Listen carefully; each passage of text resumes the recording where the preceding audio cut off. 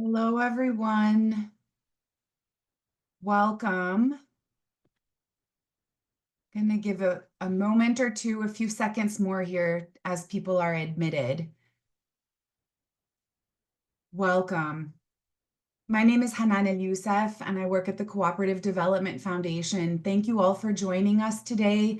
Thank you to our moderator and our speakers for being with us here today for this webinar that is going to focus on rural housing, not just for cities, shared equity housing in rural communities. This webinar is part of the Cooperative Development Foundation's work following under its Affordable Housing Initiative that has been made possible thanks to a generous grant from the Robert Wood Johnson Foundation. And we're very grateful for that support that has allowed us to continue to learn with and alongside practitioners, academicians, researchers, local government officials about the ways that shared equity housing can be applied to meet America's growing affordable housing needs in rural and urban spaces across the country. So we're very grateful for that support. Without further ado, it is a great pleasure and honor to welcome Margaret Bao, our moderator for this webinar. Margaret, thank you so much for being with us here today. Margaret Bao is very likely well known to many of you. She is a long-standing cooperative development specialist who spent 27 years working at the U.S. Department of Agriculture as a cooperative development specialist, and 3 years in the Peace Corps make for a 30-year federal government career. Congratulations to you, Margaret. It's a pleasure to have you. The floor is yours. Very good. Thank you. And thank you, Cooperative Development Foundation, for hosting this webinar on this very important topic. Rural is near and dear to all of our hearts. And there are housing issues in rural America, and there are some creative solutions out there. And we have three wonderful guests that will speak more about what is happening in their areas. Next slide. So our speakers include John Bannon. He is a local food coordinator with the Illinois Institute for Rural Affairs at Western Illinois University, but he wears many hats and he's got an expertise in housing and immigrant issues. Nicole Berner, she is a cooperative development specialist with the Montana Cooperative Development Center, and Montana is doing some very interesting things with rural housing. And then we have Kate Redman. She is the co-founder of Common Grounds Cooperative, and she's the executive director of the Common Grounds Foundation in Traverse City, Michigan. Again, a very interesting a case study of what a rural community is doing that includes housing. So next slide. Our agenda is relatively simple. We will take turns. Each of their speakers will have about 15 minutes to share what's going on locally. And we want to have plenty of time for questions and answers. So feel free to put your questions into the chat and we'll move forward from there. Next slide. So just to touch base, what do we mean by shared equity housing? It can be housing cooperatives, it can be community land trusts, and it can be resident-owned communities as well. Next slide. So shared equity housing means some type of community ownership, entities or properties in which the residents and community members lead in both governance and ownership of their housing situation. Next slide.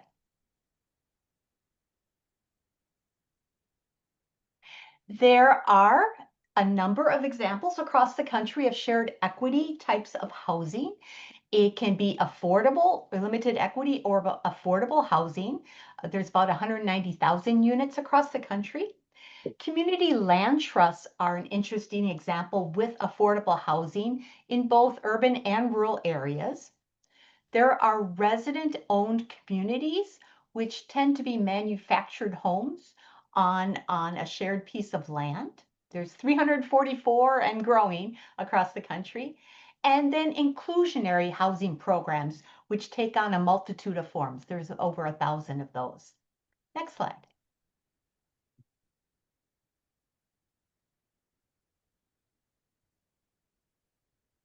So why should we examine shared equity housing to meet housing needs in rural America? It provides permanently affordable housing ownership alternative to the rental market.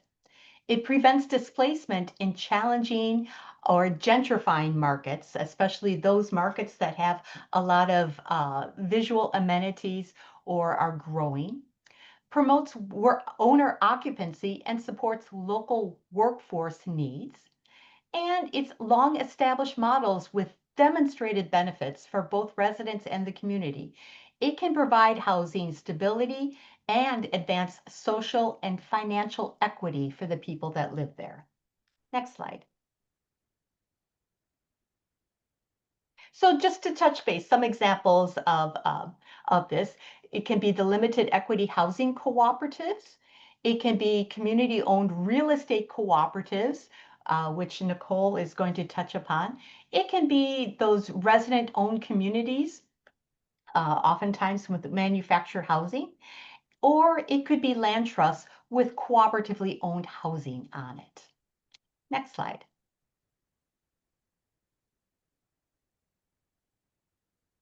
So without further ado, let's hear from Nicole about what they are doing in Montana. Nicole. Thank you, Margaret. And thank you to the Cooperative Development Foundation for the opportunity to talk about Montana and the work that we are doing in our rural and frontier communities. So I think we can go to the next slide, Hanan. Okay, so you guys, my name is Nicole Borner. I live in the rural town that I grew up in, Roundup, Montana. And I am very passionate about economic development, specifically through the cooperative model in the rural towns in Montana. I am a cooperative development specialist and educator for the Montana Cooperative Development Center.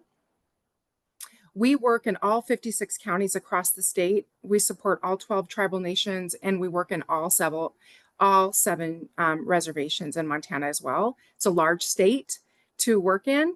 And the Montana Cooperative Development Center is also the administrators for the Montana Council of Cooperatives, which is the non-sector association supporting the ecosystem of cooperatives across the state of Montana. Next slide, please.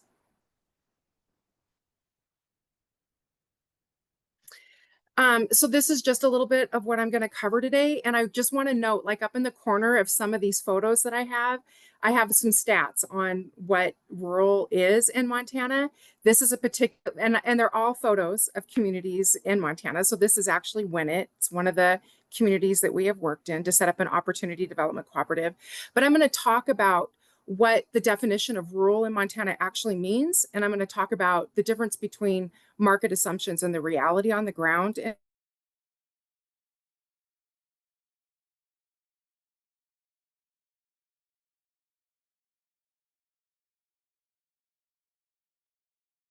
I think, did Nicole freeze on us? It appears that way. Nicole, if you can hear us, if you wouldn't mind turning your camera off to see if that will help with your bandwidth. There you are, Nicole. Okay. So, sorry about that. You guys all froze up on me too. So, anyway, and then I'll just kind of wrap it up talking about, just wrapping up all that information in a nice little package at the end. And then I just want to say, I think cooperatives rock. So there's that.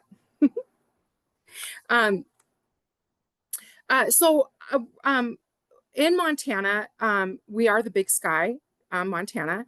We are the 4th largest state in the union. Our population is just over 1 million. So that's about 7 people per square mile. And I want to contrast that with the fact that we have 2.1 million cattle in the state of Montana. So there are more cattle than there are people in Montana. Montana has a frontier character about it. So 80% of our counties have fewer than 6 people per square mile. Rural is based off definitions and assumptions from economists and policymakers that quite often don't fit what it actually means to be rural in Montana. And as I mentioned earlier, many of our counties are classified as frontier by the U.S. Department of Health and Human Services, meaning that there are less than 6 people per square mile. And so the key characteristics of what it means to be frontier is that there's sparse population and density. So we have vast distances between homes. So even vast differences between our neighbors. I grew up in Roundup. My closest neighbor was over 4 miles away. Um, um, so that's pretty typical in our rural communities. There's vast differences between businesses and services. So that means that that's geological isolation. Again, another one of the characteristics of frontier communities. It's a long time to travel to reach healthcare, groceries, schools, and other essential services. And it's important to note too that quite often many of our rural communities do not have public transportation. So that's an extra added burden on our community members to get to those services that are needed, especially when our rural communities are low income as well. There's very limited housing stock. Quite often it's older housing stock, and development hasn't really happened on any significant level since the 70s, when some low income housing was built in some of the what I would consider slightly larger rural communities. So, maybe a county of more than 4,000 people. They came in and built a little bit of that lower income housing. The economic structure in our rural communities is often centered around natural resources. Agriculture and small businesses are really a big backbone of our rural communities as well. And then there's really significant infrastructure gaps, another characteristic of frontier communities. So that can make building homes very difficult, and it can make creating economic diversity really difficult in our rural towns as well. And then another defining characteristic of frontier communities is when we lose some of those essential businesses, that's a really high impact on those communities. So a single business closing, like a grocery store or a hardware store, has a very major impact on rural communities that are already struggling to stay alive. And then another characteristic of frontier communities is that they're small, they're generally tight-knit communities that have a lot.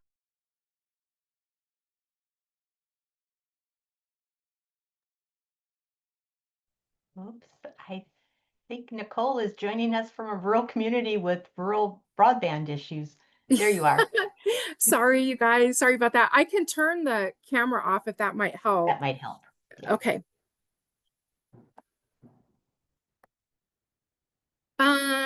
Okay, so why does this matter? Why does the frontier characteristics matter for our housing discussions? And it again just kind of goes back to a little bit of what I talked about with the characteristics. Our frontier and rural communities are hours away from functioning housing markets, healthcare centers, tradespeoples, and developers. So these are areas that are also plagued by aging infrastructure that has become over the years increasingly expensive to update. And we also see that this is a challenge for cities and counties because the tax base can't handle some of the city infrastructure and county infrastructure, not necessarily the housing, but the infrastructure needed to support building housing. And many of these communities, again, are struggling with that economic diversity and resiliency. And then we all know that some of our definitions from what rural is comes from the federal government, and whether it's the Office of Budget and Management or through the census, but neither of these official definitions reflect the realities of Montana's geographic scale, our isolation, our economic conditions, and our service gaps. For example, both of those definitions somewhat crossover. So if you are a rural community that is next to urban town. So it might be like the community of Bozeman. That is an urban community, but the entire county, Gallatin, has like really small communities like Three Forks or Manhattan. You see that with Yellowstone County, with Billings being the largest urban center.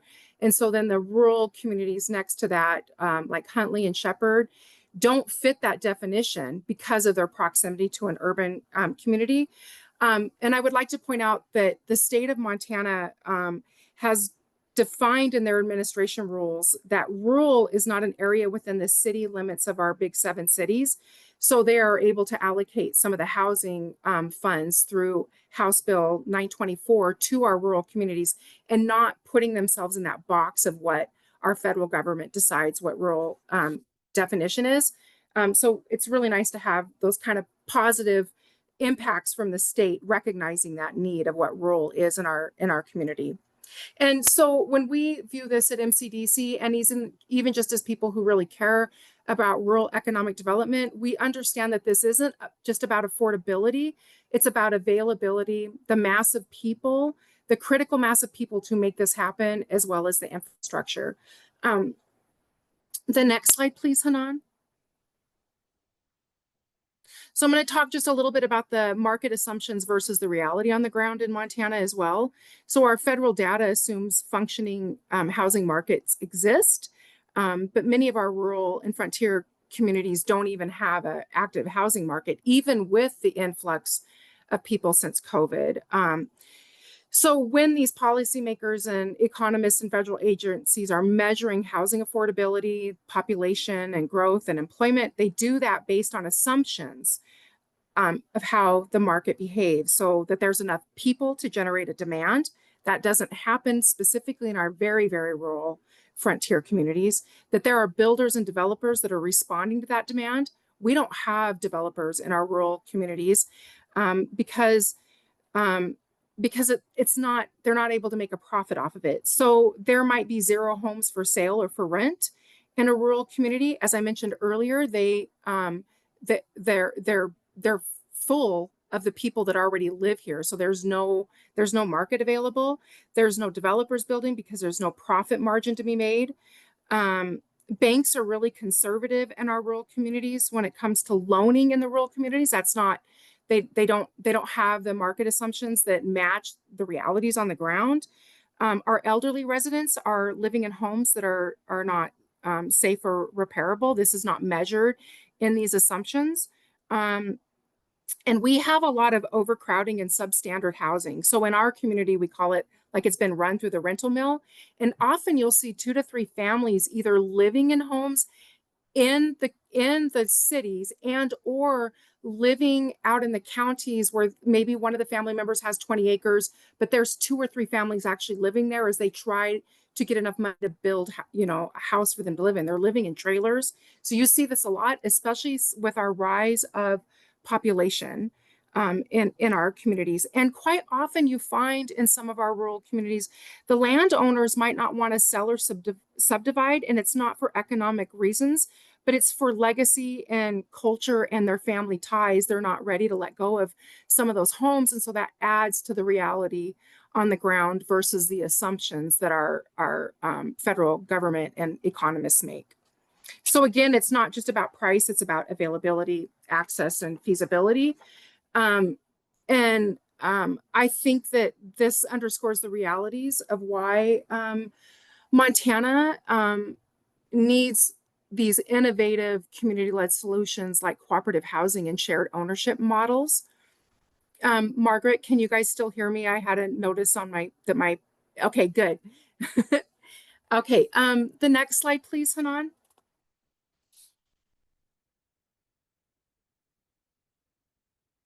Okay, so I'm going to just point out this picture here. This is a picture I took of my little community. This is the town of Roundup that I live in. If you guys see that really wonderful little building in the middle of all those fall trees that has the little, yeah, that's our historic central school. We created the first real estate investment cooperative in the state of Montana to save that school from being tore down. I won't go into the details of that, but I just wanted to point that out because that was very near and dear to my heart to save the school. I'm just going to talk a little bit now about the housing study that MCDC did with the support and partnership of the Cooperative Development Foundation. So what we did is we partnered with CDF and built upon their foundational research through the Affordable Housing Initiative and integrated MCDC's expertise and on the ground engagement with our frontier and rural communities. And the goal of this housing study was to explore how cooperative housing can address the pressing needs of affordable housing in Montana. And our areas of focus on this housing study were seniors who needed access to affordable community-based housing and with wraparound services as well. And then we also looked at essential workforce, especially in our rural areas where that housing shortage is impacting recruitment and retention. And as we all know, those of us that work in rural communities, if we don't have housing, we can't attract people to live in here. We can't then create that economic diversity and resiliency that we need in our rural towns. The study offers a framework of how communities can explore and plan and implement cooperative housing. We did some case studies and model types, including what Margaret referred to earlier, the limited equity housing cooperatives, other senior housing cooperatives across the nation, and then, of course, the shared equity housing structures. And that report also kind of showcases a couple of our Montana communities that are using those opportunity development cooperatives, such as real estate investment and real estate cooperatives to locally address those needs of affordable housing. And not even just housing. Some of these ODCs are actually addressing the commercial market. So because there's nowhere for businesses to set up shop, you know, so they're kind of using these opportunity development cooperatives to address all sorts of needs through the cooperative model in their rural communities. The study highlights that rural communities often lack traditional housing market and investments. We talk a little bit about how the rapid rise of rent and the cost to own a home in Montana versus the rise in wage, especially in our rural communities that don't have robust employment opportunities, and how that's been heavily affecting our rural towns. We talk a little bit about how if we pool our resources together through cooperative housing, that it can find a way to build stability and keep that wealth local, and why this model is so important to the robustness of rural economies. And then from this study, we also had some pilot project goals. So we identified 3 potential rural communities that wanted to explore cooperative housing. We are in the middle of working with those communities right now. We're still in the beginning steps of all that. But with that, we are exploring partnerships with the community land trust to hold the land. Again, as most people that are working in this field know, that removes the speculative cost. And then we're also exploring how public land, like that's owned through the city or the school or the county, can be donated or leased to support affordability and access. We talk about the approaches for rural and frontier housing, and then using these pilot projects to see what we can flesh out, and can we make one of these models replicable across our other rural communities. So we kind of talk about like the right to acquisition, so where residents have equity in that ownership, or the right to occupancy, where the members have the right to occupy a house and keeps it affordable and stable for them. There's conversation about smaller phased building to reduce risk and lower some of those upfront capital needs to build cooperative housing. and layered strategies, again, with the community land trusts, creative financing to improve bankability and to cut costs. And then we also explore how using other cooperative models can help support that. So worker cooperatives and senior care to help them continue with that supportive services that they may need so that they are able to.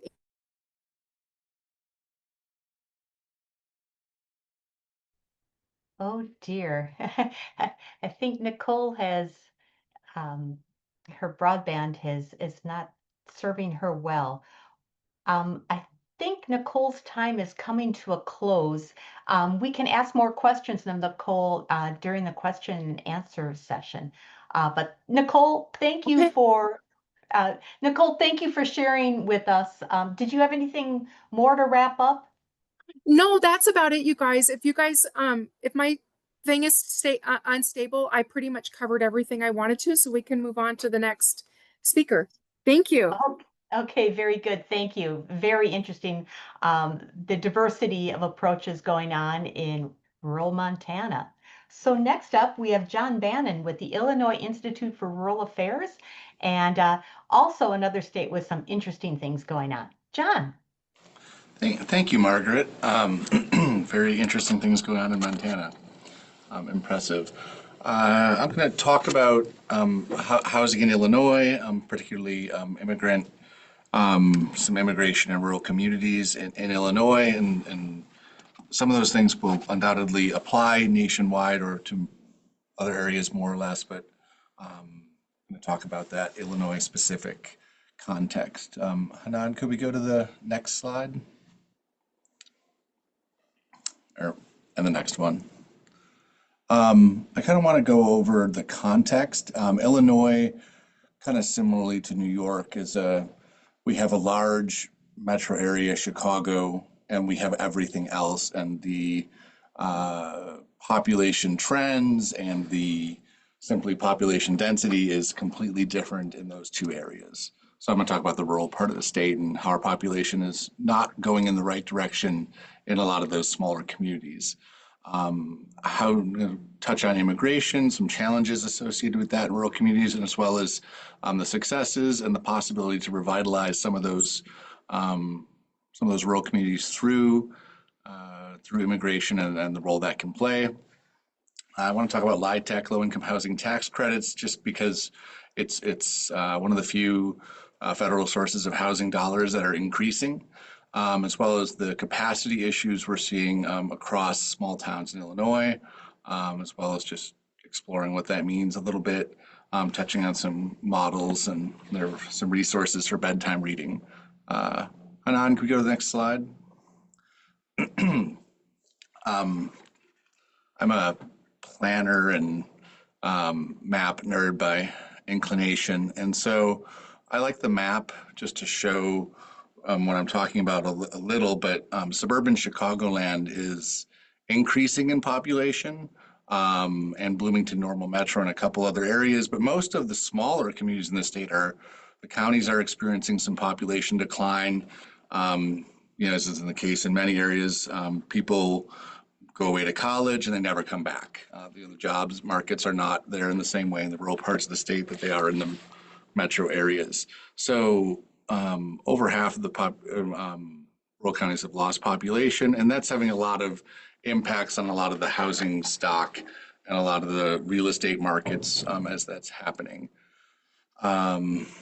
Yes, a lot of population decline in those areas, and it would be even greater were it not for immigration in certain communities. And immigration, especially Hispanic immigrants in the Illinois context, they have been moving to a lot of the rural communities in pretty significant numbers, and it has the potential to change that narrative of depopulation to stability, if not growth.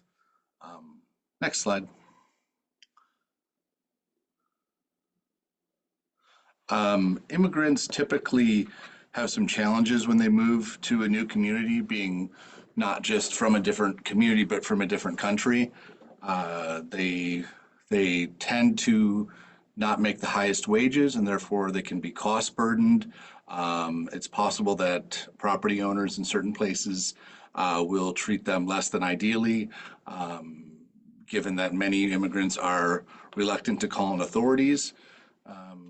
And that's from the academic literature as well. My previous role was as a community development director, and the rental housing inspector worked for me. It was a challenge with folks from immigrant communities to communicate that this was a space that was only for housing related issues and that we weren't connected to any other enforcement entity. And in Illinois, they have expressed concern. We had a good, there's a great organization called the Illinois Migrant Council. They're one of a series of welcome centers in Illinois that's done really good work working with those populations. And the goal there is to provide an outlet for folks to call if they have any questions or concerns or simply don't understand how the system is working. And if there is that resource there, then the situation tends to go a lot better. But they have also expressed concerns to those nonprofits about affordability, treatment by landlords, and then the possibilities to moving into ownership, which is requires either a degree of language facility or expertise and knowledge with legal and other paperwork that is not necessarily common to all immigrant communities. Also, some immigrant communities prefer to have a different style of housing than is typically available. They might prefer multi-generational housing, and at least in rural Illinois, that's not typically common. And so even if the housing stock is affordable and in decent condition, it's not what certain immigrant groups would prefer.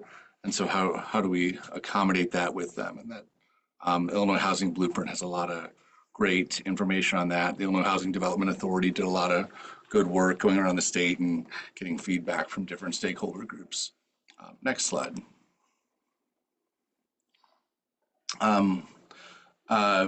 Illinois, part of that depopulation pressure is due to agricultural structural changes. Illinois has very good soil. They have very good climate for growing things, and the most profitable things to grow are corn and soy. Corn and soy are not very labor intensive.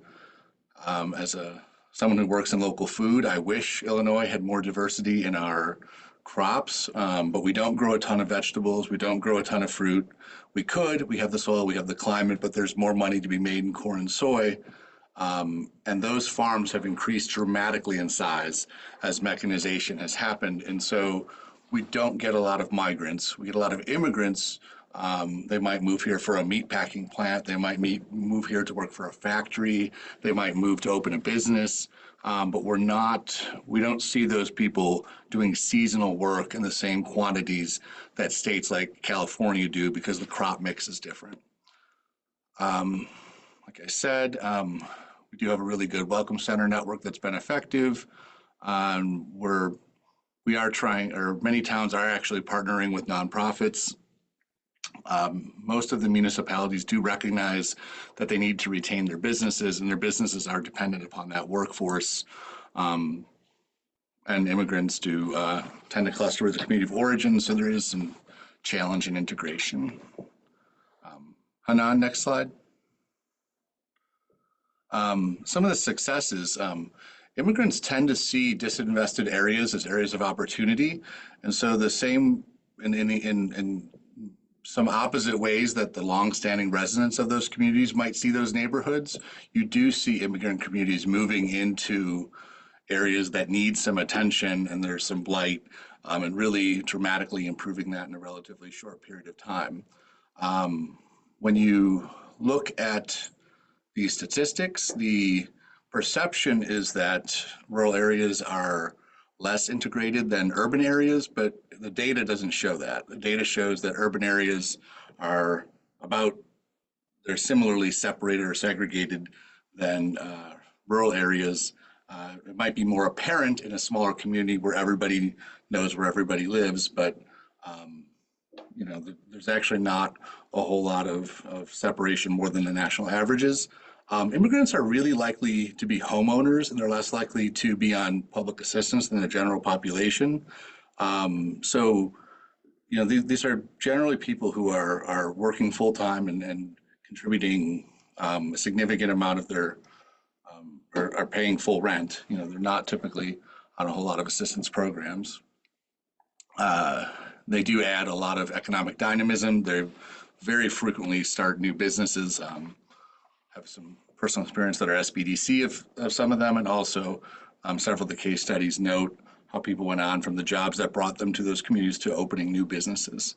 And again, they tend to purchase and renovate homes that might otherwise stay vacant and deteriorate. A lot of good sweat equity. Next.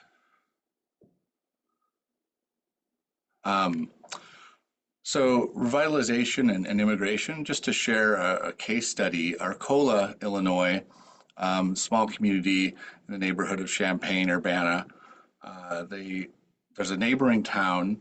The neighboring town has lost their grocery store, their library, gas station, just the population, and then the accompanying amenities and businesses also leaving.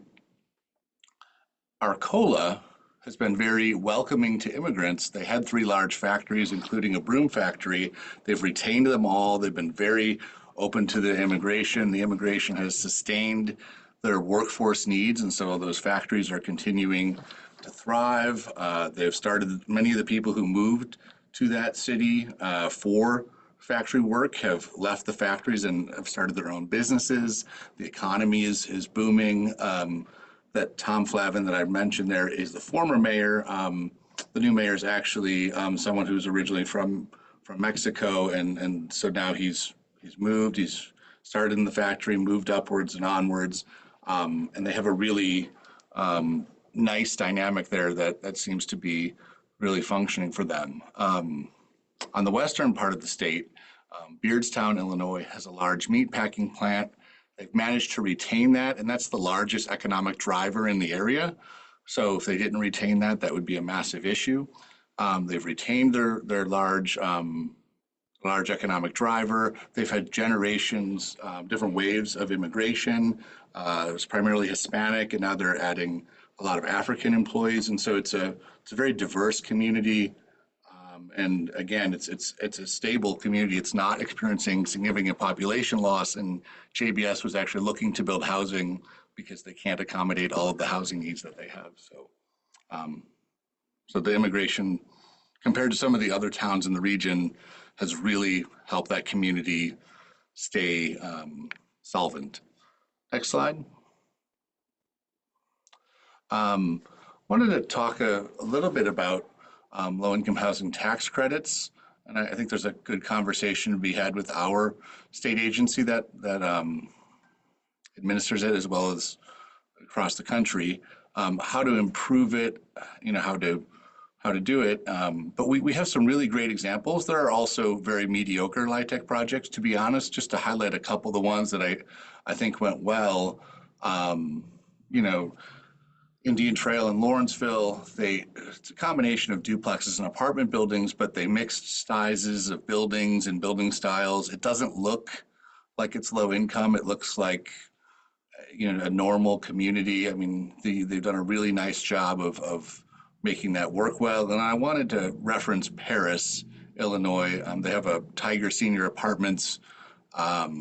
They leverage several different funding sources, and they reused the old high school in the community as a senior apartment complex. It's not co-op, but they really were intentional about maintaining this historic building. They made Landmark Illinois awards for historic reuse.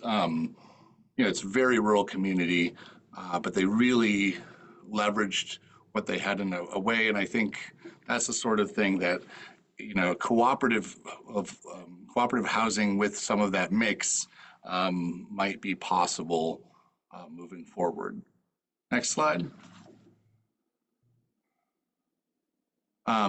Capacity issues. So, like I said, Illinois is a state with a very large city, and then the rest of the state. I put a couple of maps there, but both of the community development financial institutions and a map of the land banks in Illinois. But the trend is fairly similar across several of these types of maps, which is that Chicago has many civil society organizations of different sizes and orientations, and the rest of the state tends to be very thin.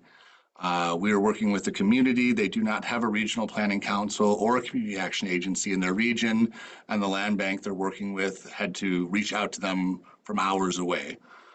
So, so working with some of these small communities where they might not have a ton of capacity to address any of these issues is a challenge. And traditional banking options, similarly to what Nicole said in Montana, they are not terribly well acquainted with anything other than very standard residential and commercial lending options.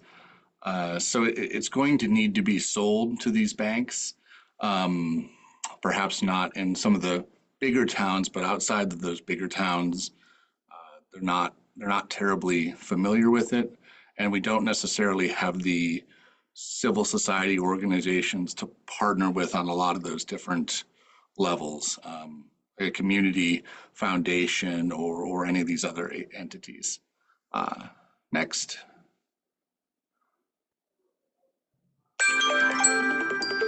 No, talking too much. Sorry, I'll go quickly. Just quickly, there's 1,000 Illinois municipalities with population under 5,000, which might not be Montana small, but it's small for us. Almost all of these communities don't have a dedicated community development or housing or anything correlated to that, which obviously hinders some of the things they're aware of. They're typically not aware of all the state and federal programs that they might be eligible for, and they don't necessarily have the capacity to apply for the programs that do exist, and that includes cooperatives. Illinois does need a ton of housing. We are building less than half of what the estimates say we need. So there is demand there if we can figure it out.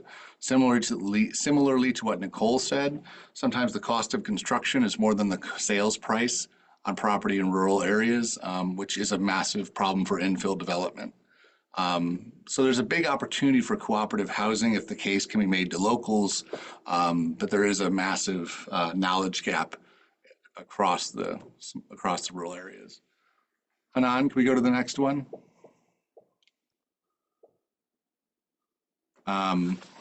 Just quickly, resident-owned communities would be a fantastic option. Champaign-Urbana has our land grant University of Illinois. There are some really interesting things happening there, but there's a density of both money and expertise there that is not typical of downstate Illinois. And Chicagoland has lots of interesting things as well.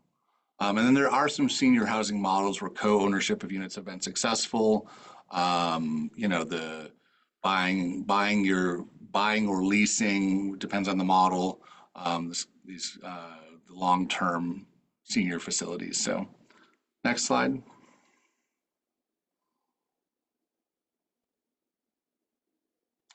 All right, I got done in 15 minutes.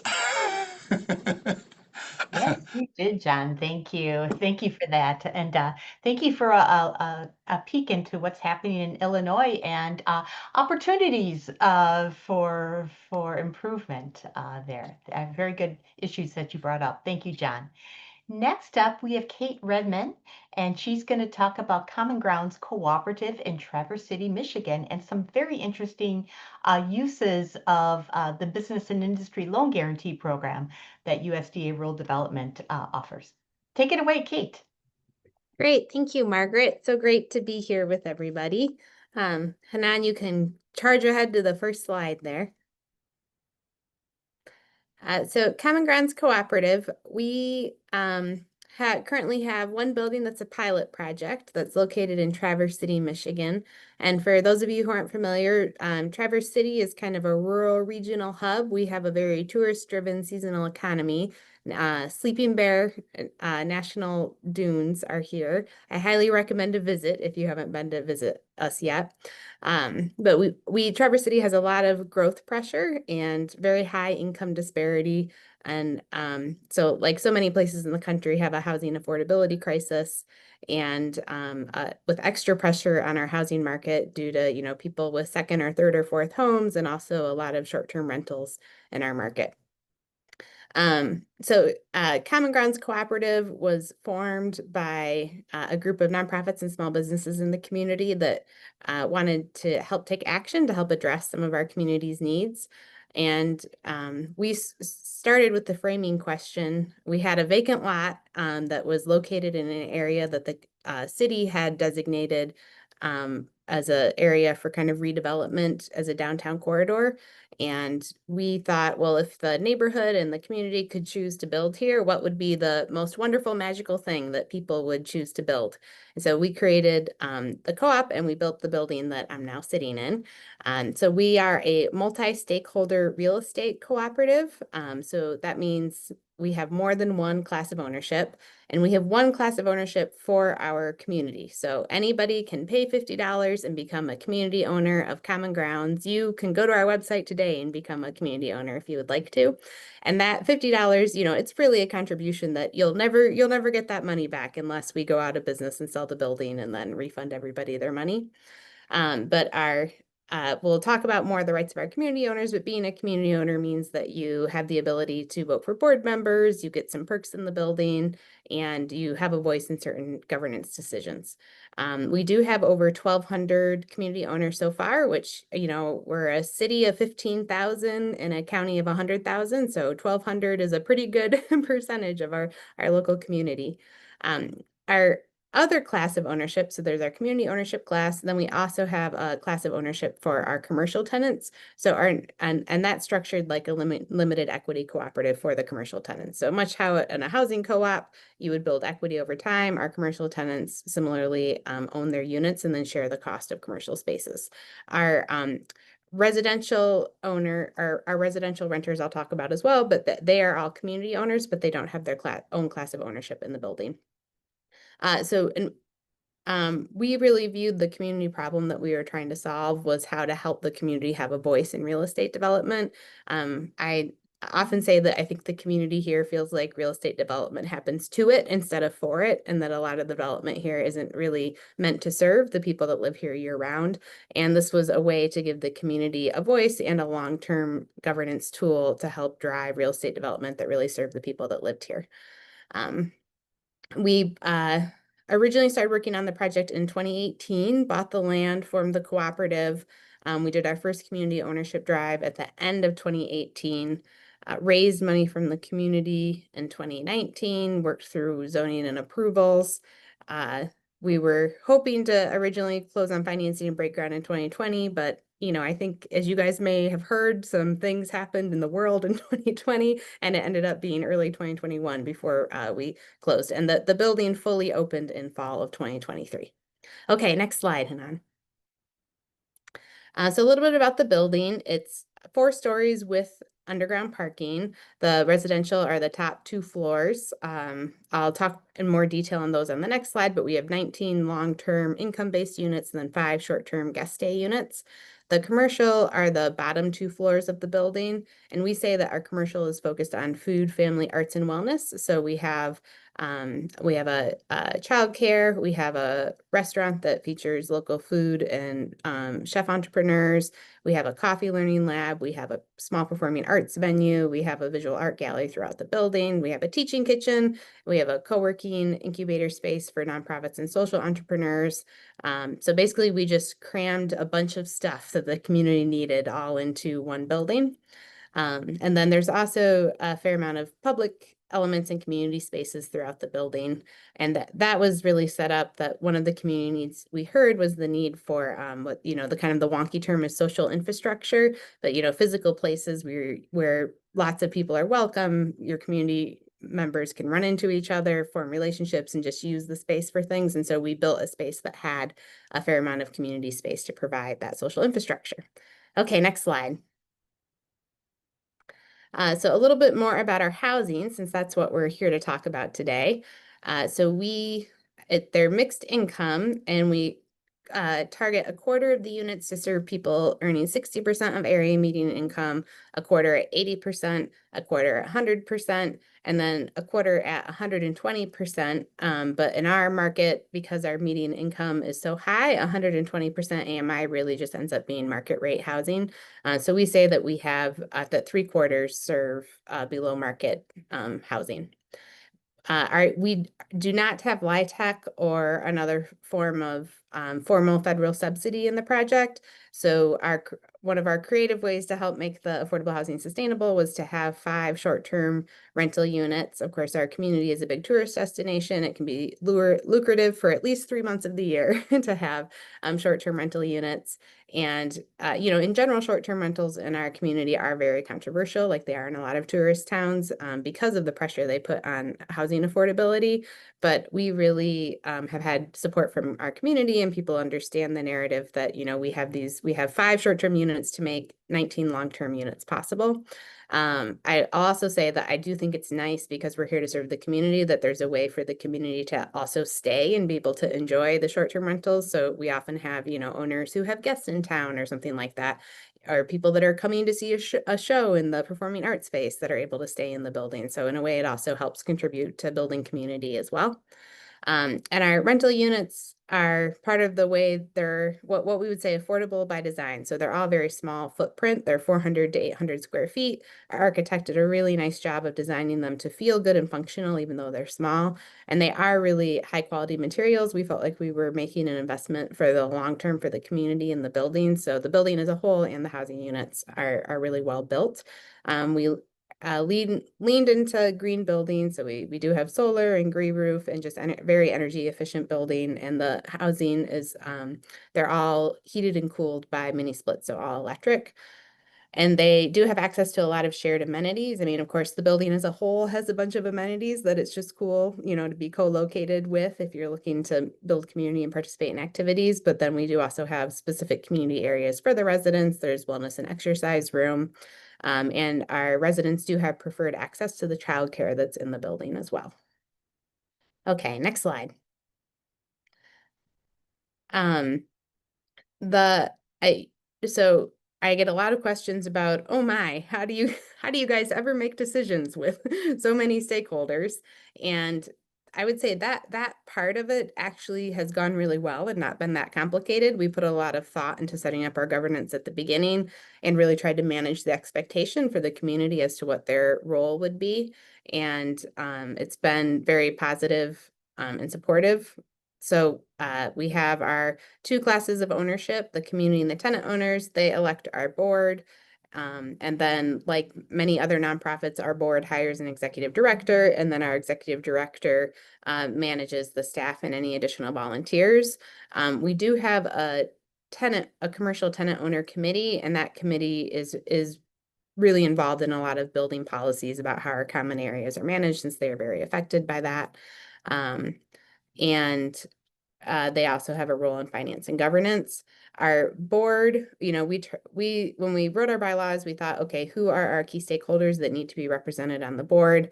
Of course, that's the commercial tenant owners, it's the community owners, the residential tenants, even though it's more of a group equity model where they don't have a specific equity interest. They do have their own representative that they nominate to serve on the board.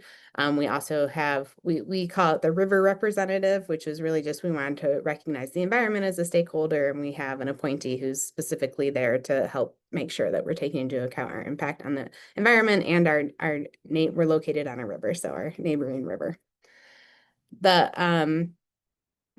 I will say one tool I always like to call out is the RACIC, which is, it's just a project management tool, and people will be like, oh, what's the book I need to buy? And there's not even a book on the RACIC. It's like a tool that the military created in the 50s, and there's like a Wikipedia page that you can go to, and it's very simple. RACIC is an acronym where you're just spelling out people's roles. So you have A for who needs to approve a specific task or decision, R is who is responsible for making it happen, S is who supports it, I is who do you keep informed, and I really love the C. The C is who do you consult. So these are who do you ask for their feedback and opinion. They aren't the decision maker, and they understand that because they're designated a C, but you have to ask them what they think before you make a decision. And I think that for multi-stakeholder collaborative projects, the RACIC is just a really great, simple tool that people can learn it really quickly. And it just makes really clear, okay, you get to approve this, you need to make it happen, or you need to be consulted, but you aren't actually approving it. And I think that particularly the difference between approving something and being consulted is a really powerful tool when you have so many stakeholders, to let people know, like, we care what you think.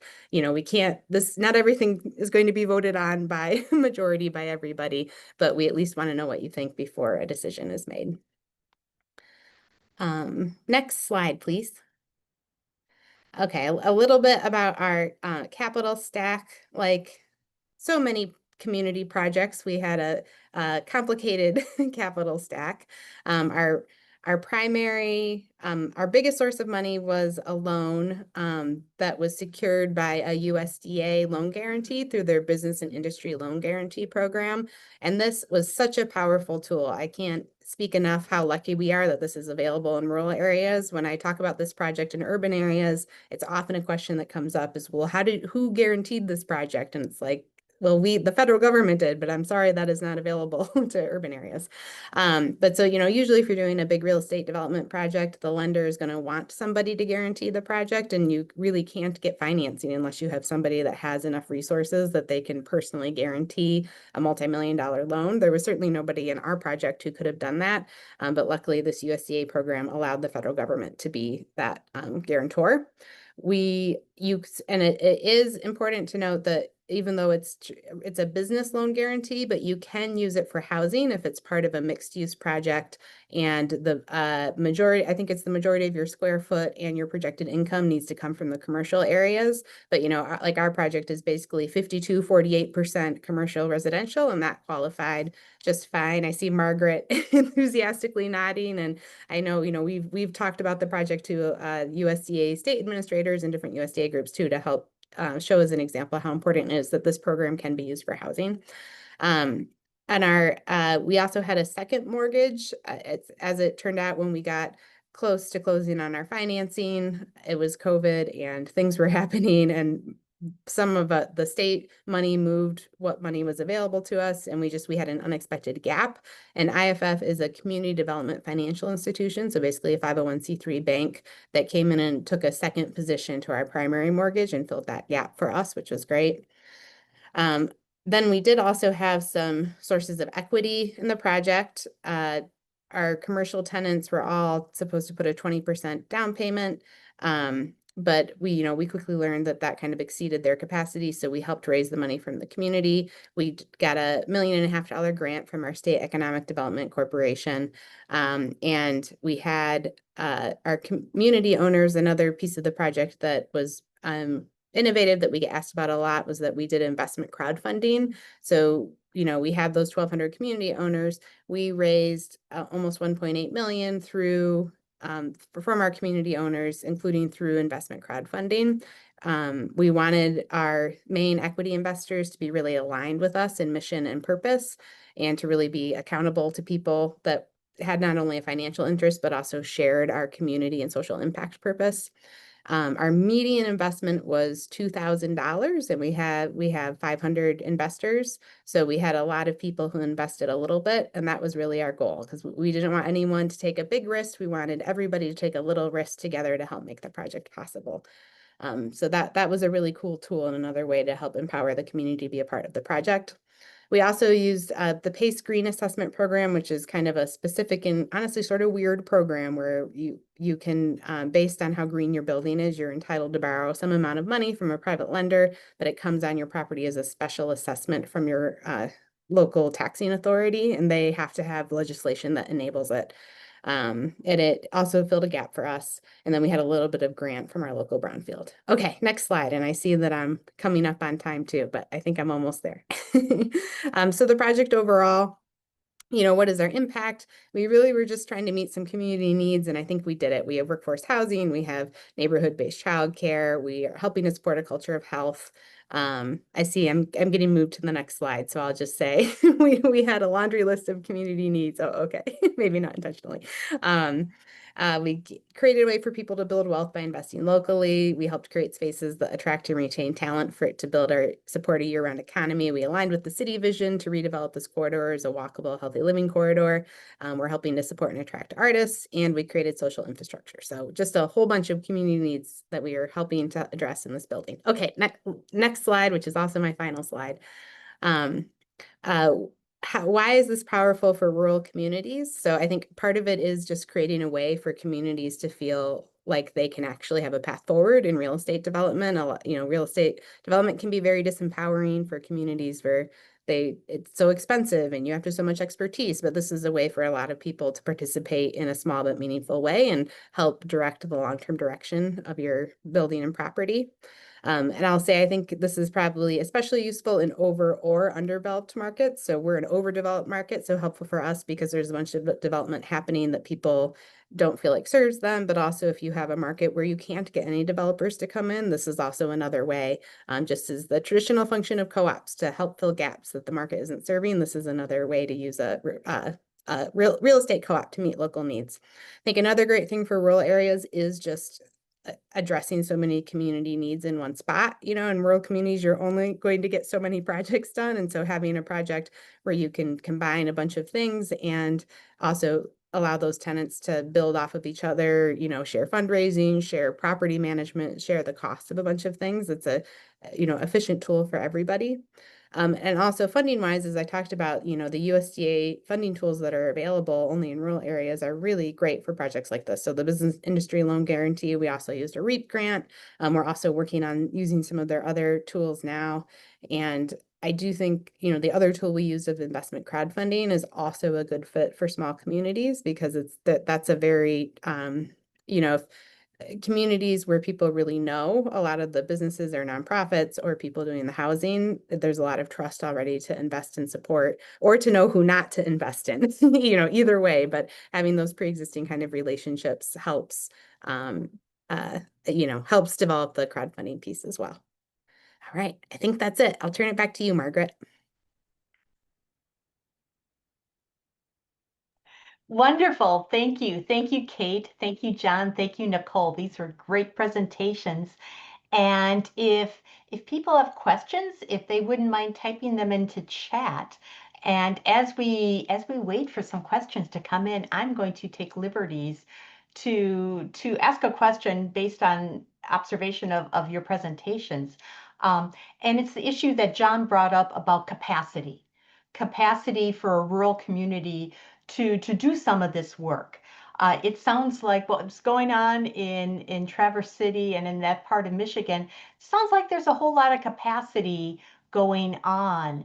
And Nicole, I know that you're also working with real estate investment co-ops as well. I was wondering if each of you could talk about the capacity of what's needed in a rural community to make housing projects happen. And where can we learn from each other? Well, I think for us, Margaret, in Montana, the challenge is the mass of people. You know what I mean? So even with we did a real estate investment cooperative, which is different than the real estate cooperative that Kate set up. So it's a very frontier town.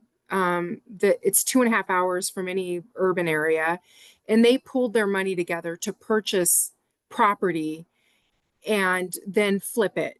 And they're experiencing the rise in property costs as well. So they just got their first project. So it remains to be seen how successful they are, honestly.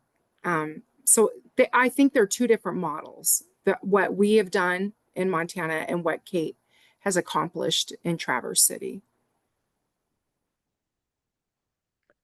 Well, and I think to speak to just what capacity is important to build, that we do just need more people willing to develop affordable housing.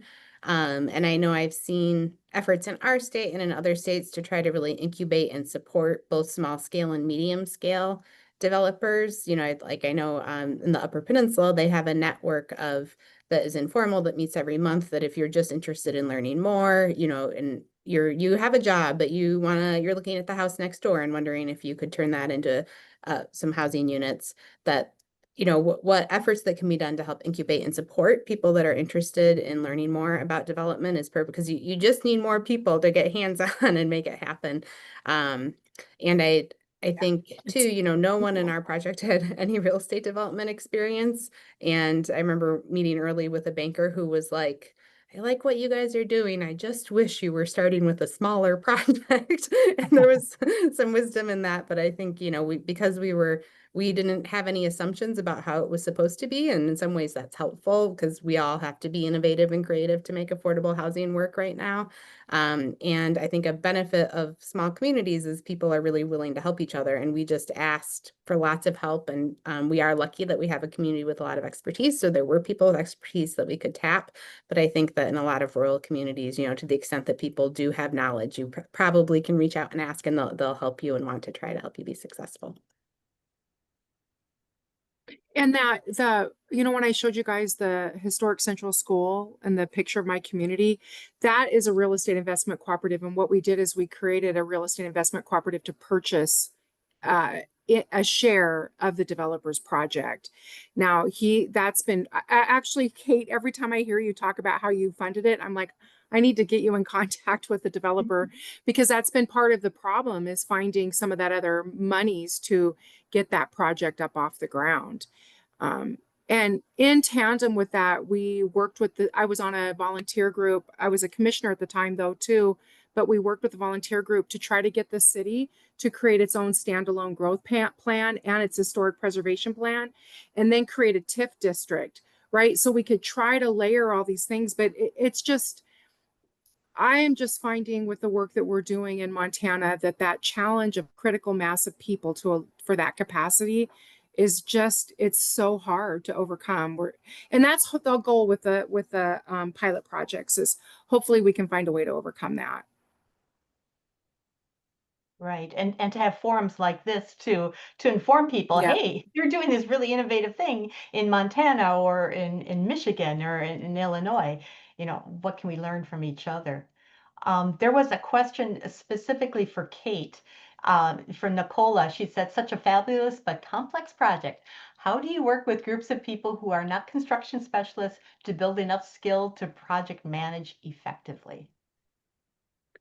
I think that we got a really great architect and a really great construction management team involved, and I would really recommend that. If you don't know what you're doing, make sure that you hire people that we found folks that were really mission aligned. They really supported the project. They got what we were trying to do, and they really just bent over backwards to help us and help make it possible, and went, way above and beyond what I think you actually can reasonably expect an architect and a construction management team to do.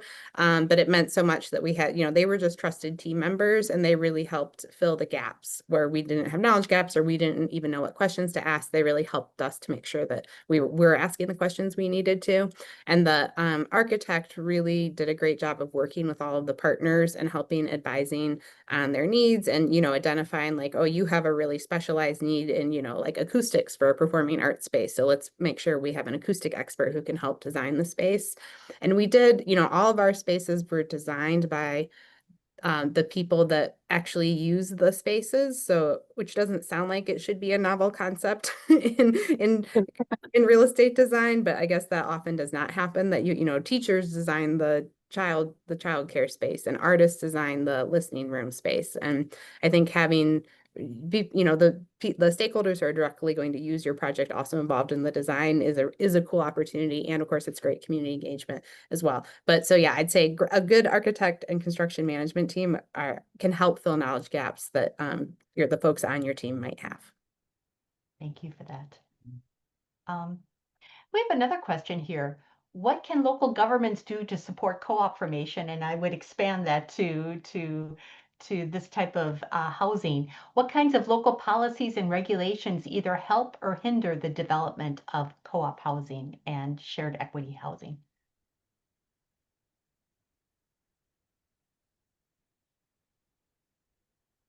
Well, I'm glad to jump in, but feel free to cut me off, John or Oh, no, Nicole. no, no, go ahead. I mean, of course, kind of a streamlined zoning and permitting process is often thrown up there as an important thing, and that definitely is important. But I think probably even higher impact, I mean, assuming that you do have zoning and permitting processes that aren't so complicated and obstructive that they're a big barrier, but if that's taken care of, I think, helping to facilitate some of those community engagement and visioning processes for corridors or even specific properties that you're interested in for development, it really helped us that the city had led such a big community engagement project that we were just aligning with the feedback that had already been gathered about what the community wanted to see in that corridor. And certainly if you have property that you own that are parking lots or vacant or whatever, and you have the ability to partner to sell at a low price or make affordable. Of course, every dollar really helps with affordable housing projects. So access to affordable land is helpful. I know in Michigan, our state land bank has a bunch of tools that can help relieve property tax pressure while you're building. The Michigan legislature has also been working on a bunch of solutions to help with property taxes for affordable housing and relieve them of their burdens. But I think, if any of that comes to you at the local level, basically just anything you can do to help it make it cheaper for affordable housing to be built, because every dollar per square foot that you can save does really help. And really all these projects just need a lot more grant and low interest loan funds. So if you're able to help facilitate conversations with lenders or philanthropic supporters or help get some of those funds going in your community, access to financing is such a huge barrier right now for affordable housing. So just getting more affordable financing in place and anything you can do to support that is really helpful. Great. Thank you. I'm going to bring John into this conversation here. Melissa Calhoun observed that Illinois, I believe this is IHDA, the Illinois Housing Development Authority? Okay. Is co-sponsoring institutes which meet once a month for 4 to 6 months for supportive housing for a group from a community and also for individual downstate, rural, and minority and rural developers. These are great for networking. John, did you want to chime in on that? Sure. I think IDA has been doing a good job of trying to, they recognize that most of their grants and most of their projects are in more urban areas, and they've been trying hard to push that out to the rest of the state as well as to reach out to kind of more disadvantaged areas within the urban areas, and they have a good developer institute.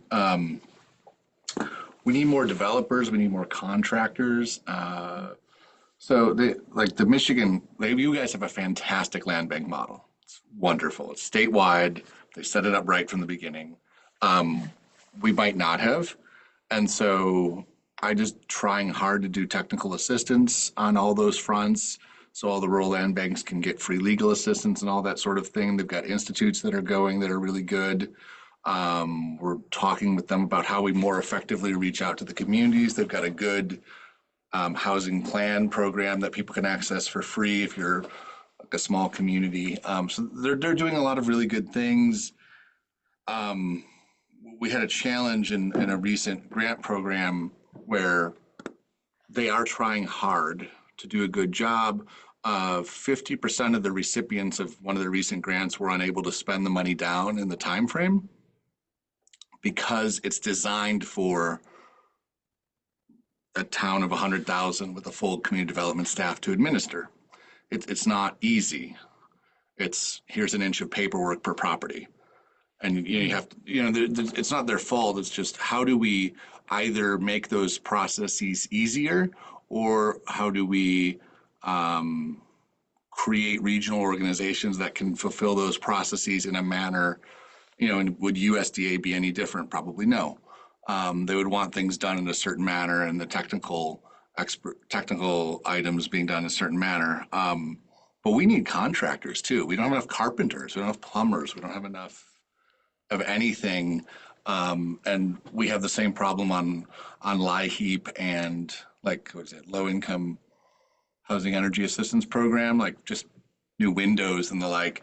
They don't have enough contractors to do that. They don't have enough contractors to do home repair for HUD and state programs. And so, because if there aren't enough contractors, they will go to the work that's easiest to do, which is not the paperwork associated with any state or federal program. And so it's this big ecosystem of our local school districts talking to the local community college about reinvigorating the vocational programs, a new vocational trade center, and that will help build all that out. It's communities adopting TIF and business development district programs so they have access to funds to do cooperative housing or other affordable housing programs that they want to do. But I just doing great things.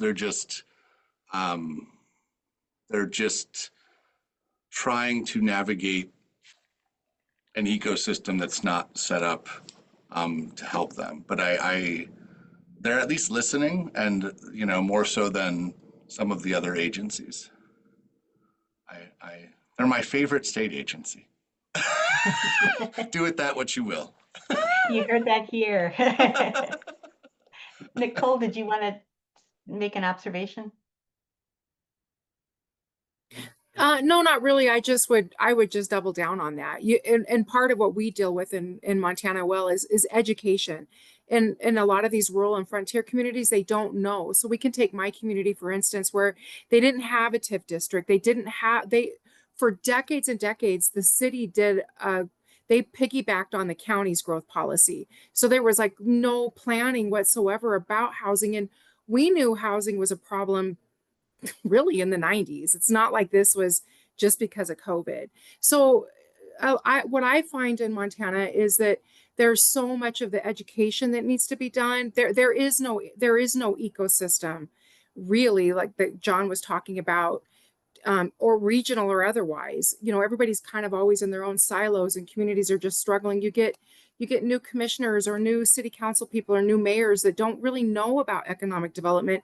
And even though they need housing to create economic development, to create jobs, to even just support the jobs that are there, which is the city, the county, and sometimes the hospital, and maybe a grocery store too, they don't know how. It's difficult to go about it. So I find on our end at MCDC, there's just a lot of community engagement, a lot of education about what a cooperative is, and we're not only educating communities, we're educating ourselves, and then you just kind of blindly figuring out, how do you make this work? How do you solve these really hard issues? I have a question here from this question came up early on. It's from Chris Linder. And he said, I'm hearing of real challenges of the LIHTC, the low income housing tax credit, being used with co-ops because it is a very top-down, traditional nonprofit, affordable housing model.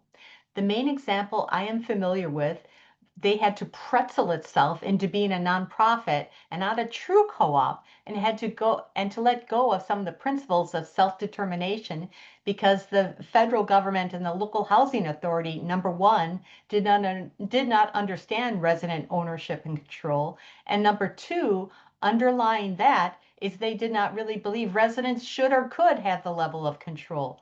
Could someone address this and maybe share perhaps some happier examples? If anyone wants to take on the issue of LIHTC and trying to take an existing program that's been around for a while and how you can work around it to make it really receptive to what the community needs and what the people in that community really want.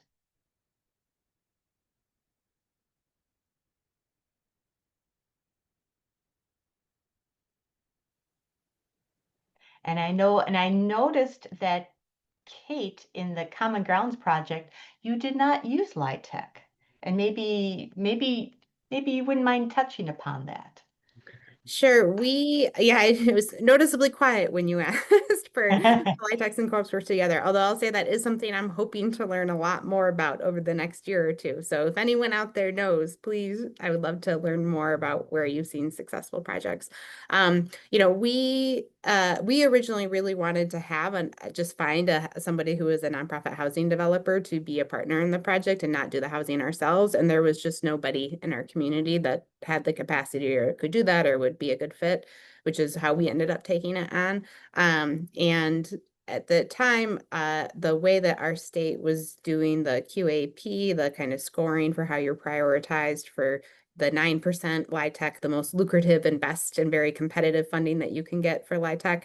It really disadvantaged rural areas because it was really targeted towards a walkability score and other things that even though Traverse City is a walkable community, we just couldn't score well enough to get the funding. Luckily, that has been rectified since then. This was back in 2018. But so at the time, it really just, we clearly never would have gotten 9% funding because nobody in Traverse City was getting 9% funding.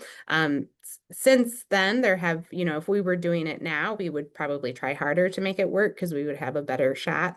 But, certainly it would involve a very complicated structuring process between how you have to structure it so that the tax credit investors can take advantage of the tax credits. Like LIHTC projects themselves are very complicated. So then nesting that with a co-op would definitely be complicated. But we are interested in trying to figure out how to do it in in another project in the next couple of years. So maybe I'll have more to report back then. Very good. Thank you. Thank you. I don't have any successes, but I wonder if the state agencies would be receptive through that QAP feedback process of explicitly trying to be more accommodating towards co-op and other alternative structures. I do Um, think that QAP process is such a powerful part that, if you can work with your state to have that, be structured in a way that's more favorable. And the Michigan process, you do get extra points if you have a tenant ownership component to it. So they do reward it, just not heavily enough to actually incentivize it if people aren't doing it. But I think it could be a promising avenue.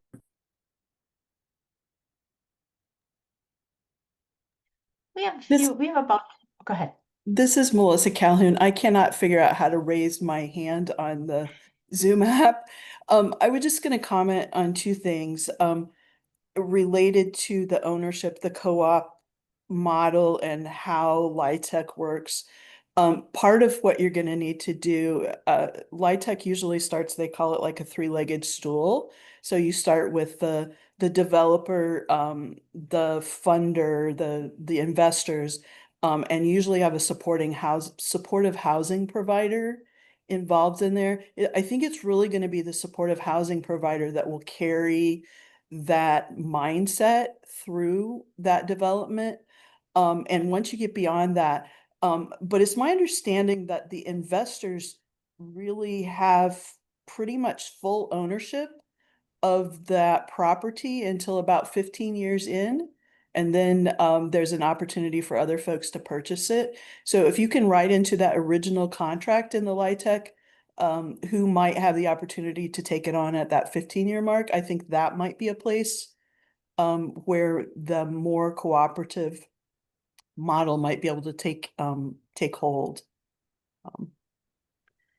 I did actually, I was just at a conference yesterday about the affordable housing and the updated QAP for Michigan. And that was suggested as, that you can write into your documents, actually like a requirement of right of first refusal, that could be a way. And there has been a pretty significantly sized project in Detroit that had, where they were really targeting the 15-year period and then converting, and they had a large donor who contributed a fair amount to provide financing to the tenants to be able to buy their houses, and it was pretty successful.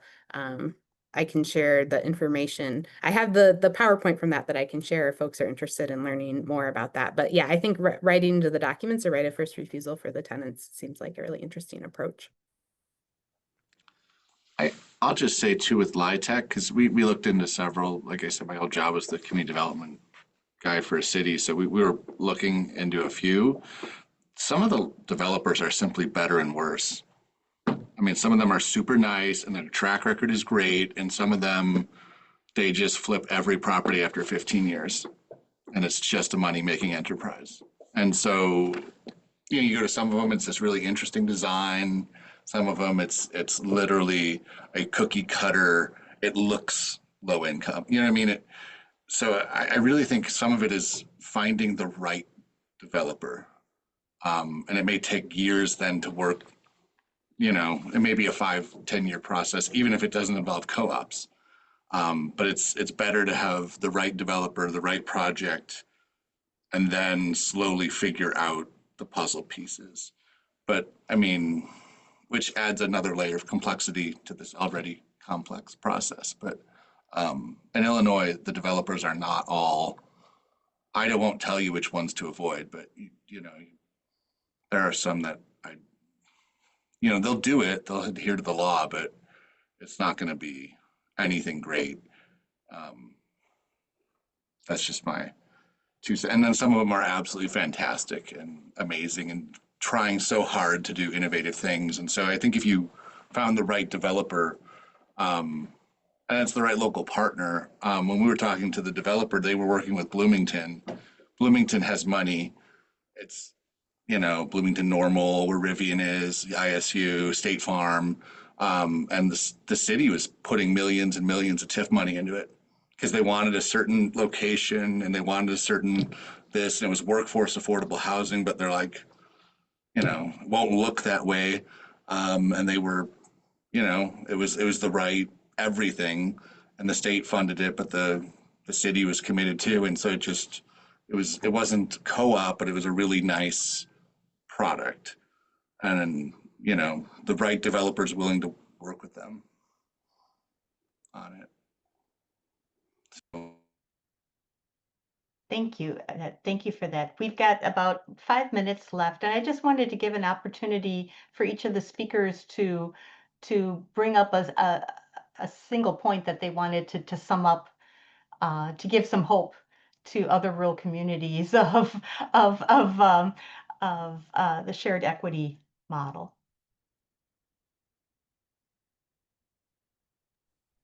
Because my internet was kind of crappy, I didn't really get to the end. And we do have some successes in Montana. We have 20 ROCs.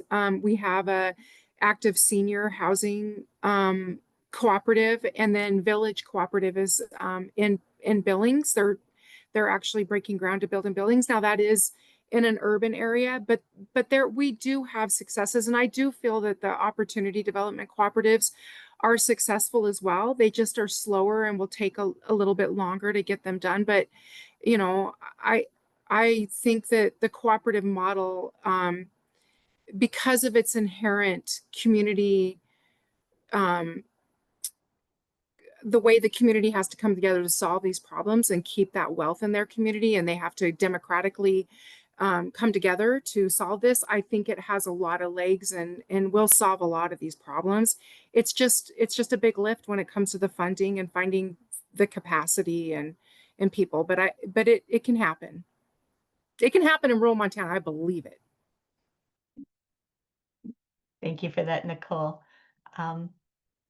John, would you like to take final thoughts?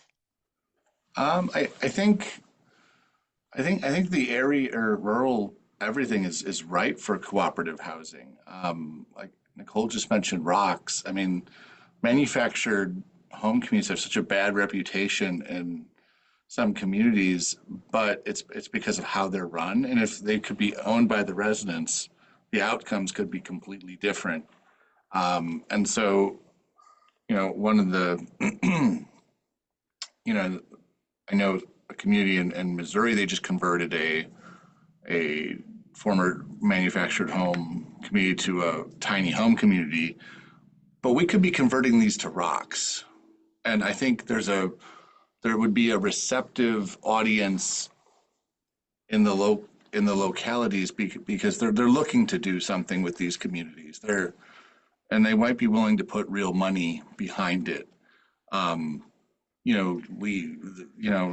Somewhere in my old files, Macomb paid to clean up a trailer park like 10, 15 years ago, financial problems, mismanagement, and then just left all the dilapidated trailers. And who paid?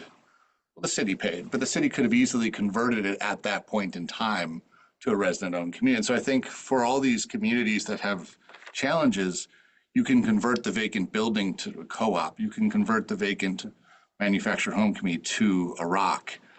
It just needs to be front and center at that time. And so to me, the potential is there. It makes sense, and I think there could be a receptive audience. And so hopefully those come to fruition. Thank you for that, John. Kate, you get the last thoughts, final thoughts. I would just say don't be afraid to be hardy and determined and stick with it. You know that I mean doing affordable housing in general right now takes hardiness, even if even if you're doing just an easy LIHTC project, it still is going to have a gap and be really hard to do. So I think don't be discouraged, just keep pivoting, keep asking for help, keep being open to learn new things and try new paths to make it work. And if I think a beautiful thing about co-ops and community support is that you can have a lot of people at the table and a lot of ideas at the table to help being creative and get you there. So just don't be afraid to keep trying is my advice. Great. And in the chat and in the slide deck, there is contact information for all the speakers so that you can follow through, and there will be more information coming out on everything that was discussed today. So thank you, Hanan. I'm passing it over to the Cooperative Development Foundation. Thank you for hosting this conversation. Thank you so much, Margaret, for moderating. Thank you, Kate, John, and Nicole for bringing your expertise and perspectives to this. It's been really interesting. Thank you to everybody who joined us and participated and listened and brought questions and curiosity to this. Please do stay in touch. We will share the slides and the recording with you all once the recording loads itself. So a little bit of patience, but yes, we will make this available to you all. And stay in touch. Hope to see you again soon, virtually or in person. Thank you to our speakers. Keep up your good work.